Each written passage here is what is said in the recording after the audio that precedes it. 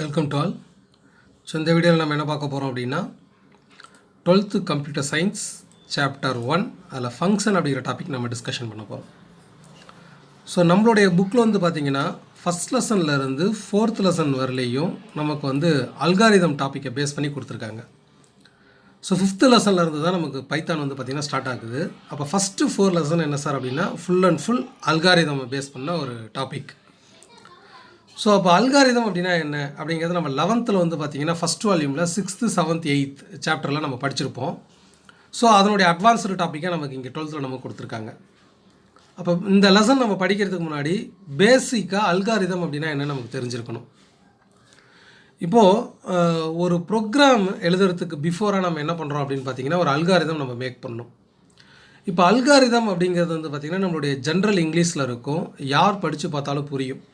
ஆனால் ஒரு ப்ரோக்ராம் அப்படிங்கிறது ஒரு கம்ப்யூட்டர் சயின்ஸ் ஸ்டூடெண்ட்ஸ்க்கு மட்டும்தான் புரியும். ஏன்னா ப்ரோக்ராமில் வந்து பார்த்திங்கன்னா நம்ம கீவேர்ட்ஸ் எல்லாம் ஷார்ட் ஃபார்மில் யூஸ் பண்ணுவோம்.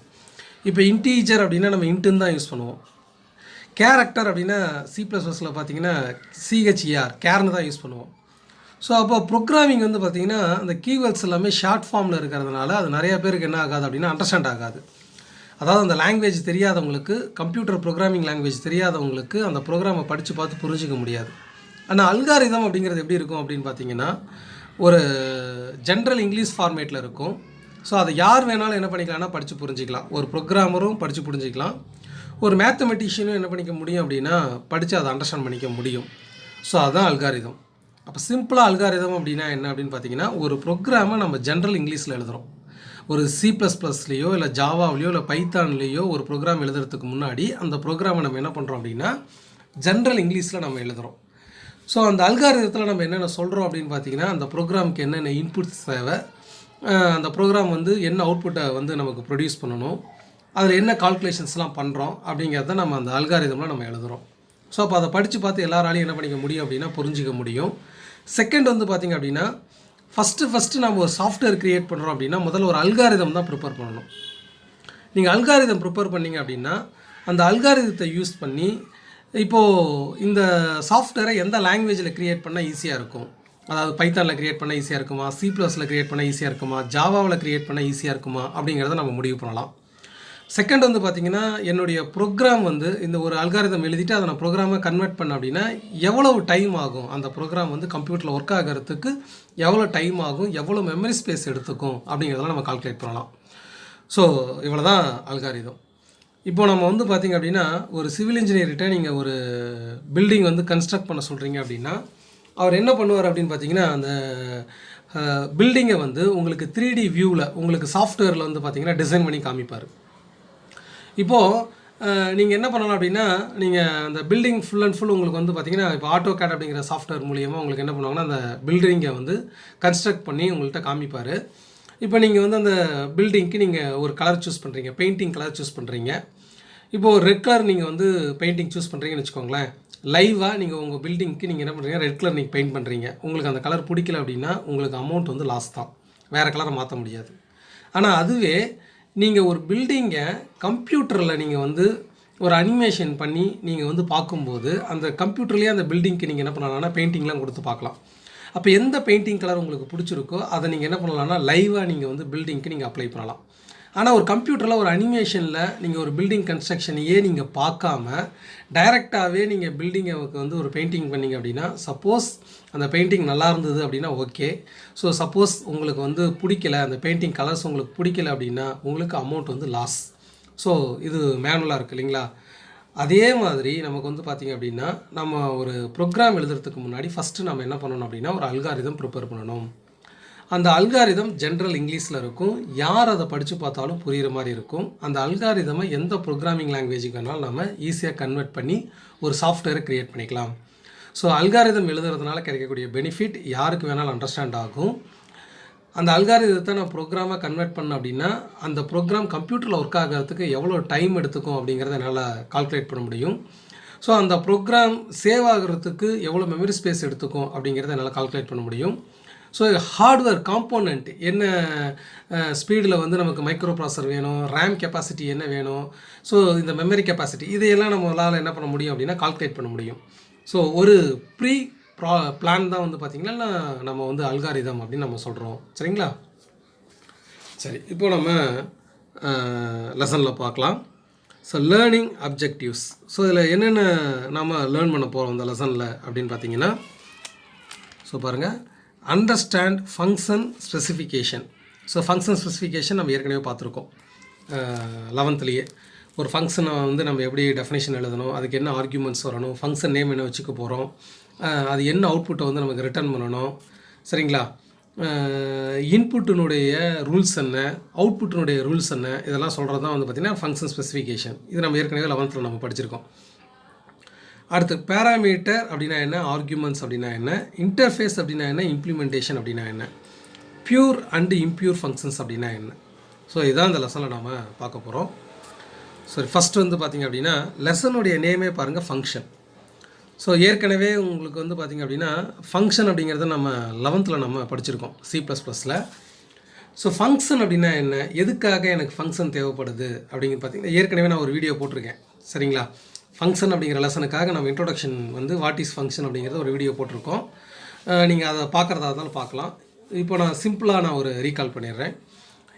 என்னுடைய ப்ரோக்ராமில் எனக்கு எதுக்கு ஃபங்க்ஷன் யூஸ் ஆகுது அப்படின்னு பார்த்தீங்கன்னா, ஒரு பெரிய ப்ரோக்ராமை சின்ன சின்ன ப்ரோக்ராமாக நான் ஸ்ப்ளிட் பண்ணணும் அப்படின்னா எனக்கு வந்து ஃபங்க்ஷன் அப்படிங்கிற டாபிக் எனக்கு தேவைப்படுது.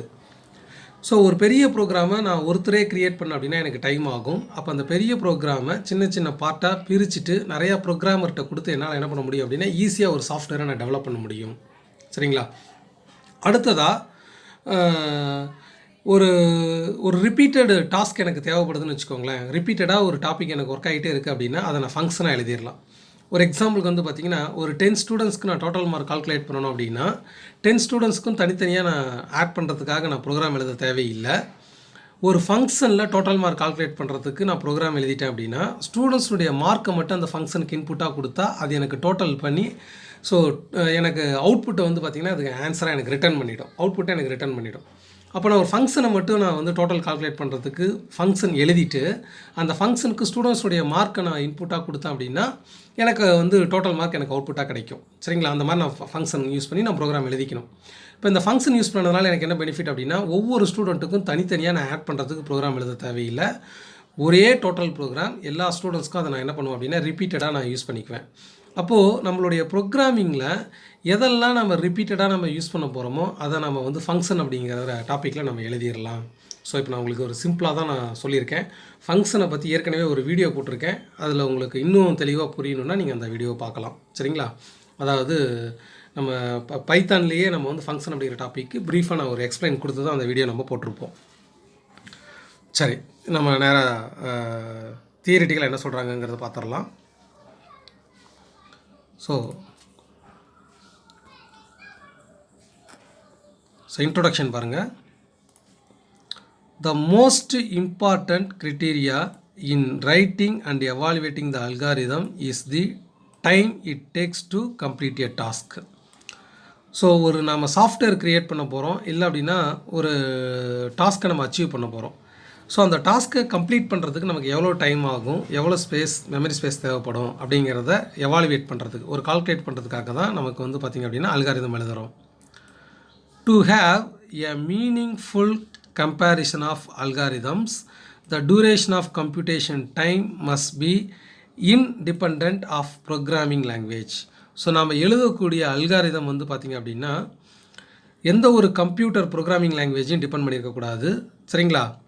அதே மாதிரி எந்த ஒரு கம்பைலரையும் டிபெண்ட் பண்ணியிருக்கக்கூடாது, எந்த ஒரு கம்ப்யூட்டரையும் பேஸ் பண்ணியிருக்கக்கூடாது. அதாவது ஒரு உதாரணத்துக்கு வந்து பார்த்திங்கன்னா இன்டெல் i3 கம்ப்யூட்டரில் ஒர்க் ஆகிற மாதிரியோ இல்லை ஆப்பிள் கம்ப்யூட்டரில் ஒர்க் ஆகிற மாதிரியோ நம்ம ஒரு அல்காரிதம் எழுதக்கூடாது. சரிங்களா? அதே மாதிரி எந்த ஒரு கம்பைலர் C++ கம்பைலரையோ, நிறைய கம்பைலர் இருக்குது இல்லைங்களா? ஸோ நம்ம லாங்குவேஜில் நம்ம கம்பைலர் யூஸ் பண்ணுறோம். ஏன்னா அந்த கம்பைலர் தான் நமக்கு வந்து பார்த்திங்க அப்படின்னா ஹை லெவல் லாங்குவேஜ் மெஷினுக்கு புரிகிற மாதிரி உங்களுக்கு கன்வெர்ட் பண்ணி கொடுக்குது. அந்த கம்பைலருக்கு டிபெண்ட் பண்ணி இருக்கக்கூடாது. நாம் எழுதக்கூடிய அல்காரிதம் எந்த ஒரு ப்ரோக்ராமிங் லாங்குவேஜை டிபெண்ட் பண்ணி இருக்கக்கூடாது. அடுத்தது கம்பைலரை டிபெண்ட் பண்ணி இருக்கக்கூடாது. ஒரு பர்டிகுலர் கம்ப்யூட்டர் பேஸ் பண்ணி இருக்கக்கூடாது. அது ஜென்ரலாக இருக்கணும். சரிங்களா? அந்த ஜென்ரல் அல்காரிதத்தை நீங்கள் எந்த கம்ப்யூட்டரில் வேணாலும் யூஸ் பண்ணிக்கிற மாதிரியும், எந்த ப்ரோக்ராமிங் லாங்குவேஜில் யூஸ் பண்ணிக்கிற மாதிரியும், எந்த கம்பைலரில் யூஸ் பண்ணிக்கிற மாதிரியும் இருக்கணும். சரி, அடுத்தது வந்து பார்த்திங்கன்னா, as you aware the algorithm are expressed using statements of a programming language. So அல்காரிதமில் நம்ம என்ன எழுதுகிறோமோ அதை தான் எக்ஸ்பிரஸ். ஸோ ப்ரோக்ராமிங்கில் நம்ம கொண்டு வர போகிறோம். அல்காரிதமில் ஜென்ரல் இங்கிலீஷாக எழுதுவோம். அந்த ஜென்ரல் இங்கிலீஷை நம்ம ப்ரோக்ராமிங் லாங்குவேஜில் ப்ரோக்ராமை நம்ம கன்வெர்ட் பண்ண போகிறோம். If a bulk of statements to be repeated for many number of times, then subroutines are used to finish a task.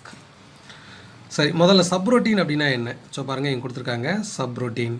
Subroutine அப்படின்னா என்னென்னா, நம்ம ஜென்ரலாக ஃபங்க்ஷன் அப்படின்னு நம்ம ப்ரோக்ராமிங்கில் எதை சொல்கிறோமோ அதை தான் நம்ம சப்ரோட்டீன் அப்படின்னு அனதர் நேமில் சொல்கிறோம். அப்போ சப்ரோட்டீன் உங்களுக்கு எதுக்கு தேவைப்படுது, ஃபங்க்ஷன் உங்களுக்கு எதுக்கு தேவைப்படுது அப்படின்னா, ஒரு ரிப்பீட்டடாக நான் வந்து ஒரு கால்குலேஷன் பண்ணணும் அப்படின்னா, அதை நான் ஏற்கனவே சொல்லியிருந்தேன். ஒரு 10 ஸ்டூடெண்ட்ஸ்க்கு வந்து நான் டோட்டல் மார்க் கால்குலேட் பண்ணணும் அப்படின்னா 10 ஸ்டூடெண்ட்டுக்கு தனித்தனியாக நான் டோட்டல் ப்ரோக்ராம் எழுத தேவையில்லை.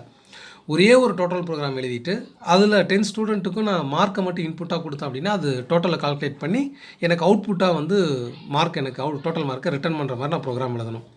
ஸோ அதுக்கு தான் சப்ரோட்டீன்ஸ் யூஸ் ஆகுது. சரிங்களா? அப்போ சப்ரோட்டீன்ஸ் யூஸ் பண்ணும்போது 10 ஸ்டூடெண்ட்ஸ்க்கும் தனித்தனி ப்ரோக்ராம் இல்லை, ஒரே ஃபங்க்ஷன். அந்த ஒரு ஃபங்க்ஷனை வச்சு 10 ஸ்டூடெண்ட்டுக்கு நம்ம கால்குலேட் பண்ணிக்கிறோம். ஸோ அதான் சப்ரோட்டீன்ஸ். அப்போ ஃபங்க்ஷன் நமக்கு எதுக்கு தேவைப்படுது அப்படின்னா, அதை ஏற்கனவே நம்ம பார்த்துருப்போம். நீங்கள் வந்து C++ல் ஒரு ஃபங்க்ஷன் க்ரியேட் பண்ணுறீங்க அப்படின்னா அந்த ஃபங்க்ஷன் எத்தனை டைம் வேணாலும் நீங்கள் கால் பண்ணிக்கிட்டே இருக்கலாம். நான் ஏற்கனவே ரெகுலராக உங்களுக்கு ஒரு எக்ஸாம்பிள் நான் வந்து சொல்லியிருப்பேன். இப்போ ஒரு சிம்பிளாக வந்து பார்த்திங்க அப்படின்னா, கம்ப்யூட்டர் அப்படிங்கிறது எனக்கு 10 டைம் எனக்கு அவுட்புட்டாக கிடைக்கணும் அப்படின்னா, ஸோ அப்போ நம்ம என்ன பண்ணலாம் அப்படின்னு பாருங்கள். ஏற்கனவே இது உங்களுக்கு ஆல்ரெடி நான் உங்களுக்கு சொல்லியிருப்பேன்.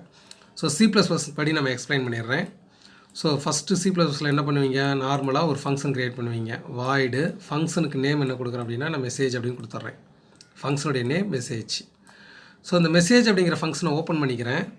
இதில் வந்து பார்த்திங்க அப்படின்னா Coutல ஸோ டபுள் கோட்ஸ்க்குள்ளே நான் என்ன கொடுத்துட்றேன் அப்படின்னா, ஸோ கம்ப்யூட்டர் அப்படிங்கிறத நான் கொடுத்துட்றேன். இதே மாதிரி இப்போ நான் என்ன பண்ணுறேன் அப்படின்னு பார்த்தீங்கன்னா, ஒரு எக்ஸாம்பிளுக்கு வந்து பார்த்திங்கன்னா இந்த ஃபங்க்ஷனை க்ளோஸ் பண்ணிடுறேன். இப்போ எனக்கு கம்ப்யூட்டர் அப்படிங்கிறது எனக்கு அவுட்புட்டாக வேணும் அப்படின்னா ஃபங்க்ஷனுடைய நேம் என்ன, மெசேஜ். அப்போ மெசேஜ் அப்படிங்கிற ஃபங்க்ஷனை நான் என்ன பண்ணுறேன் அப்படின்னு பார்த்தீங்கன்னா கால் பண்ணுறேன். ஸோ இப்போ நான் இந்த ஃபங்க்ஷனை கால் பண்ணேன் அப்படின்னா ஸோ இந்த ஃபங்க்ஷன் ஒர்க் ஆகும். அப்போ எனக்கு கம்ப்யூட்டருங்கிறது ஆன்சர் கிடைக்கும். எனக்கு எகைன் எனக்கு கம்ப்யூட்டருங்கிறது ஆன்சராக வேணும் அப்படின்னா நான் திரும்ப வந்து ப்ரோக்ராம் இதே மாதிரி எழுத தேவையில்லை. ஜஸ்ட்டு நான் என்ன பண்ணால் போதும், இந்த மெசேஜ் அப்படிங்கிற ஃபங்க்ஷனை எகைன் நான் கால் பண்ணேன் அப்படின்னா செகண்ட் டைம் எனக்கு கம்ப்யூட்டர் அப்படிங்கிற வேர்டு எனக்கு அவுட்புட்டாக கிடைக்கும். அப்போ எப்போல்லாம் எனக்கு கம்ப்யூட்டர் அப்படிங்கிறது எனக்கு அவுட்புட்டாக வேணுமோ அப்போல்லாம் இந்த மெசேஜ் அப்படிங்கிற ஃபங்க்ஷனை நான் என்ன பண்ணிக்கலாம், கால் பண்ணிக்கலாம். ஸோ இதான் ஃபங்க்ஷனுடைய மெயினான ஒரு அட்வான்டேஜ். ஒரு பர்டிகுலர் டாஸ்க்கை நீங்கள் ஒரு டாஸ்க் அப்படிங்கன்னா இந்த இடத்துல ஒரு டோட்டல் மார்க் கால்குலேட் பண்ணுறதா இருக்கலாம், ஒரு ஆவரேஜ் மார்க் கால்குலேட் பண்ணுறதா இருக்கலாம். அதை நீங்கள் ஒரு ஃபங்க்ஷனாக நீங்கள் எழுதி வச்சிட்டிங்கன்னா எப்போ வேணாலும் அதை நம்ம கால் பண்ணிக்கலாம். சரிங்களா? சரி, அடுத்ததாக சப்ரோட்டீன் அப்படின்னா என்ன? சப்ரோட்டீன் அப்படின்னா ஃபங்க்ஷன் அப்படிங்கிறத மைண்டில் வச்சுக்கோங்க. So subroutines are the basic building block of computer program. So சப்ரோட்டீனா ஃபங்க்ஷன். ஒரு கம்ப்யூட்டர் ப்ரோக்ராமில் ஃபங்க்ஷன் அப்படிங்கிறது தான் பில்டிங் பிளாக். ஒரு ஃபங்க்ஷன் அப்படிங்கிற டாப்பிக்கை வச்சு தான் நம்ம வந்து பார்த்திங்கன்னா ஒரு ப்ரோக்ராமிங்கை நம்ம க்ரியேட் பண்ண முடியும்.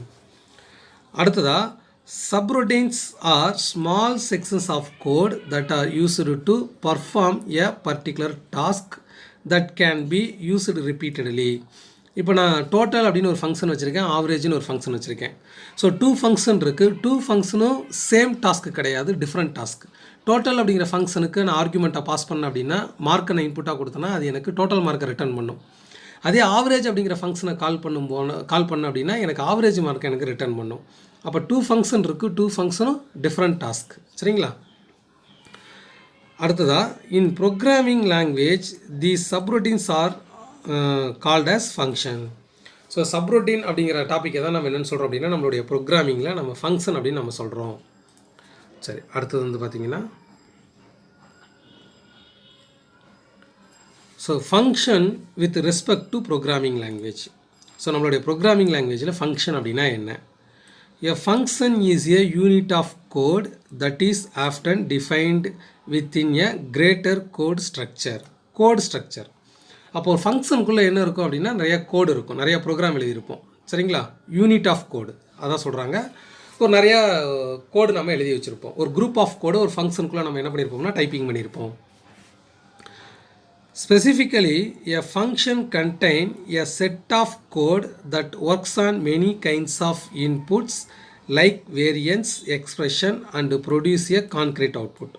அப்போ ஒரு ஃபங்க்ஷன் அப்படின்னா என்ன இருக்கும்னா செட் ஆஃப் கோடு, ஒரு செட் ஆஃப் ப்ரோக்ராமிங் ஒரு ஃபங்க்ஷனுக்குள்ளே இருக்கும். அது என்ன பண்ணும் அப்படின்னா நிறைய இன்புட்ஸை ரிசீவ் பண்ணும், ஆர்கியூமெண்ட்டாக நிறைய இன்புட்ஸை ரிசீவ் பண்ணும்.